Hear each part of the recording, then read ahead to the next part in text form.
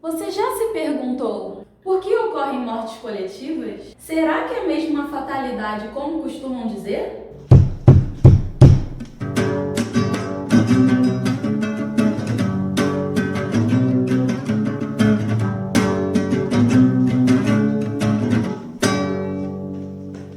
Olá, perfectíveis! Eu sou a Bia Fraga e no vídeo de hoje nós iremos conversar sobre mortes coletivas. Vamos entender o motivo delas acontecerem e como a espiritualidade age nesses momentos. Antes de tudo, precisamos entender o que são as chamadas mortes coletivas. Bom, é quando uma determinada situação causa o desencarne de várias pessoas em um mesmo espaço de tempo. Por exemplo, uma pandemia ou um acidente de avião. Para explicar o porquê dessas mortes coletivas existirem, iremos contar aqui um caso trazido pelo espírito André Luiz, lá no livro Ação e Reação, no capítulo 18, Resgates Coletivos. André Luiz conta que ele e sua equipe de atendimento aos desencarnados recebem um chamado para um acidente de avião. No local estão presentes 14 recém-desencarnados, porém apenas 6 deles foram socorridos. Um dos espíritos que trabalha com André explica o motivo de não socorrerem todos. Ele diz que, na verdade, o socorro é sim para os 14. Porém, apesar do desastre ser igual para todos, a morte não é.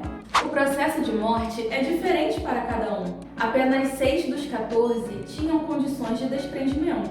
Os outros ainda se encontravam presos aos seus corpos físicos.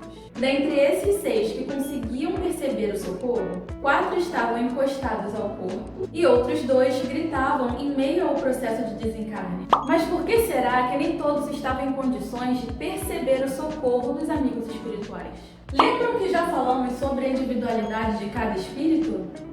Então, é justamente por sermos seres individuais que cada um de nós sentirá a morte de um jeito. A causa da morte pode até ser coletiva, mas a forma como iremos encarar é diferente para cada um. Neste caso que estamos contando, os espíritos que não conseguiram socorro eram aqueles que ainda estavam muito ligados à matéria. E não é porque o corpo morreu que o espírito se desprende. O seu apego pode fazer com que ele fique muito tempo ainda preso ao corpo. É o que aconteceu com esses espíritos. Os mais apegados demorarão um pouco mais para se desprender. Alguns mais algumas horas, outros levando até longos dias.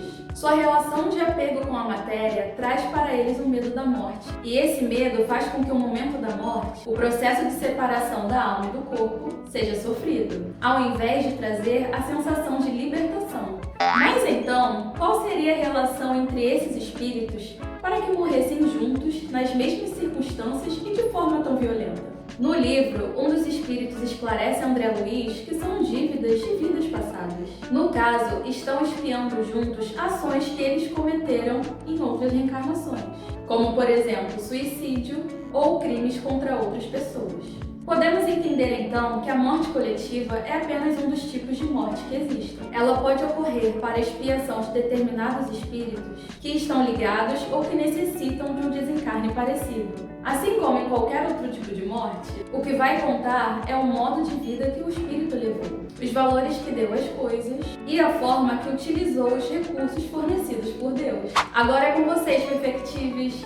Curte, comenta, compartilha, se inscreve no canal, ativa o sininho e segue a gente lá no Instagram, @canal Geração Espírita. Tchau! No local estão presentes 14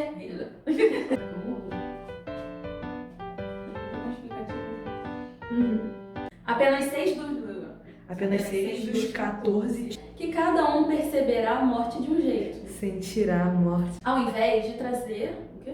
Mas por que será que nem todos estavam em condições de perceber? Perceber. Mas por que será que nem todos estavam em condições de receber?